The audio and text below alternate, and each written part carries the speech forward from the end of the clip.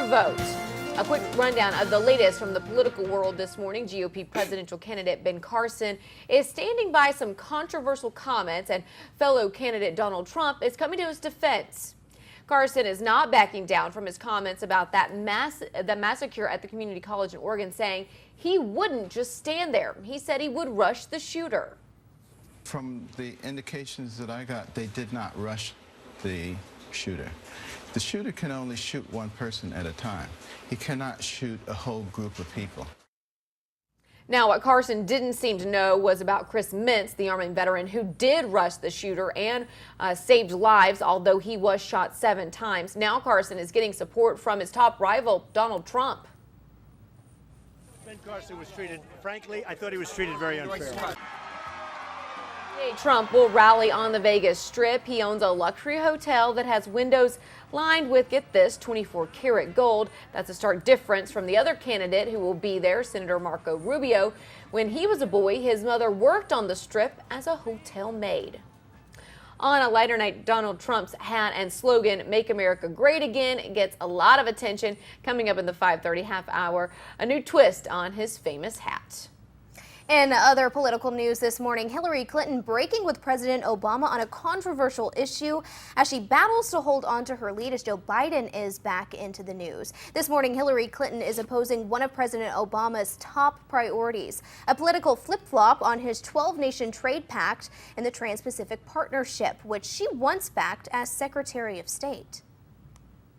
We had to have a trade agreement that would create good American jobs, raise wages, and advance our national security. What I know about it as of today, I am not in favor of what I have learned about it. This is Clinton's 4th major split from her former boss in less than a month. And this morning, the Joe Biden threat is looming. Could he be running for president against Hillary Clinton? Well, no campaign ads for now, but he is starring in a new commercial trying to get him to add his name to the ticket. In black and white, the ad talks about the 1972 car crash that killed his first wife and their daughter, nearly killing his sons too. The incredible bond I have with my children is a gift I'm not sure I would have had I not been through what I went through. The ad was paid for by a group of supporters hoping to convince the vice president to enter into the race. A new poll shows that voters are actually eager for a Biden bid. Mike Huckabee plans to visit the Mexico border this Saturday. Huckabee, who's running for president, has vowed to secure the border within a year if he wins the White House. The former Arkansas governor was invited to tour the border near San Diego by former Congressman Duncan Hunter. Democratic presidential candidate Bernie Sanders is getting his first congressional endorsement. Arizona Democrat Rahul Grijalva was expected to endorse Sanders during a rally in Tucson on Friday. The endorsement comes just before Sanders heads to Las Vegas for next week's Democratic presidential debate. New details this morning on the cargo ship that went missing after being trapped by Hurricane Joaquin. This morning, the search for the 33 people on board has been called off. 28 Americans were on board, 5 Polish nationals. Yesterday, the Coast Guard called off the search after 6 days. Family members are heartbroken, but they say they're proud of the work the crew members did. You've got to be strong and believe in God, and that was what was designated to happen. Some families don't want searchers to stop. They say they want some sort of remains for a burial, but for now the focus is shifting to finding the Alfaro's voyage data recorder or black box attached to the ship's bridge. A new investigation by the Associated Press finds a terrifying threat coming from Eastern Europe. In the country of Moldova, police say there's a thriving black market for radioactive materials and that smugglers are trying to sell the deadly products to terror groups in the Middle East like ISIS. Now, criminal gangs are getting their potentially deadly goods from hospitals, which could be used to make dirty bombs. In a dirty bomb explosion, there would be few, if any, immediate casualties, but it would lace the area with radioactive particles. It could shut down an urban area, the capital of the United States, for years. The FBI says in 14 recent raids, terror groups were not involved. Most of the arrests were middlemen. Investigators say the suspects of the smuggling operations are still out there. A troubling new video from a courtroom in Florida. A judge appears to berate a domestic violence victim after she failed to appear in court and testify against her alleged abuser. Her husband was accused of strangling her at knife point while she held their 1-year-old child. He pleaded no contest to simple battery and spent 16 days in jail. The victim says she told the state she wanted to drop the charges and move on with her life, but the judge held her in contempt of court and ordered her to spend 3 days in jail. Firefighters in Philadelphia battled a huge blaze last night. Take a look. This is a warehouse. The building is vacant, but neighbors say it used to house paper.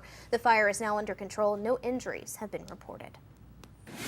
Sometimes you'll have a sneezing fit, but what if you just couldn't stop? A girl in Texas says for weeks she's been sneezing uncontrollably, about 20 times every single minute. That's around 12,000 times a day. The only time she says it stops is when she's asleep. Caitlin Thornley says it started suddenly 3 weeks ago and has since taken over her life. This has taken a huge toll on my life. I want nothing more than for this to end. I just want it to be gone for good.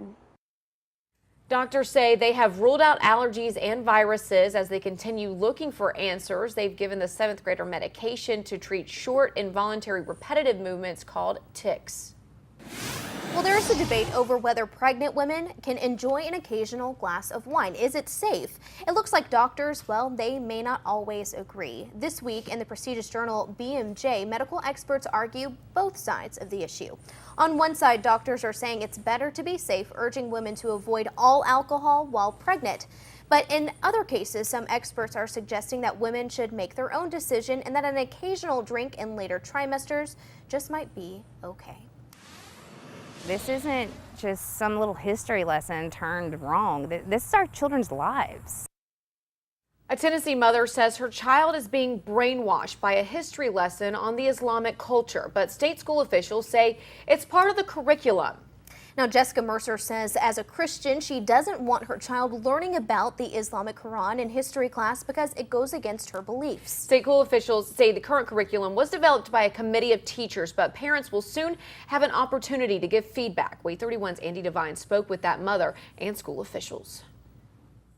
Jessica Mercier says she wasn't happy when she heard there was going to be a lesson on the Islamic religion in her daughter's 7th grade class at Flintville Elementary School in Tennessee. It is our responsibility to teach our children their religion. And I understand that there is history with each religion, but teaching the pillars of Islam isn't religion, that's indoctrination.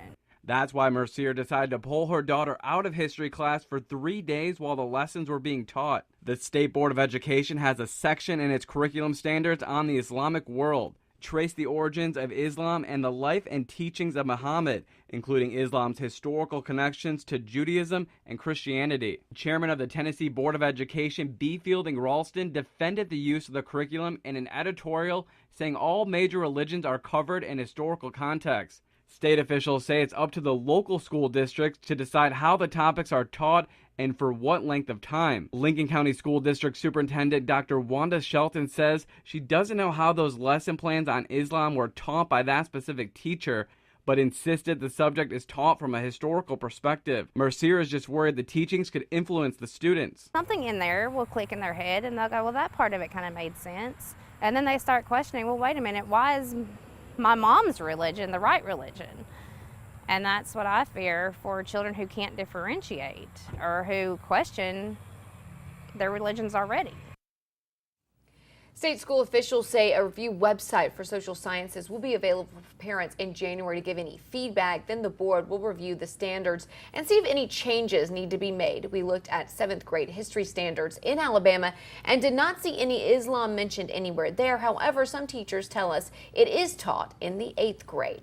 Now, we posted this story on our Facebook page. There was a strong reaction to it. Kim says she thinks it would be good to learn because knowledge is power. And a comment from Kimmy says, although Islam is not discussed in 7th grade, it is discussed in 8th grade ancient world history, along with all other major world religions. As a social studies teacher, we are taught to teach all religions from a historical standpoint. Robbie commented, I remember learning about Christianity, Islam, Hinduism, Judaism, and Buddhism in world history. We mainly learned which countries were Islamic, Hindu, Buddhist, etc. We also learned a few major things about each religion. Well, Darrell is skeptical, wanting to know why God is not allowed in school, but Allah is. You can join this conversation on our Facebook page.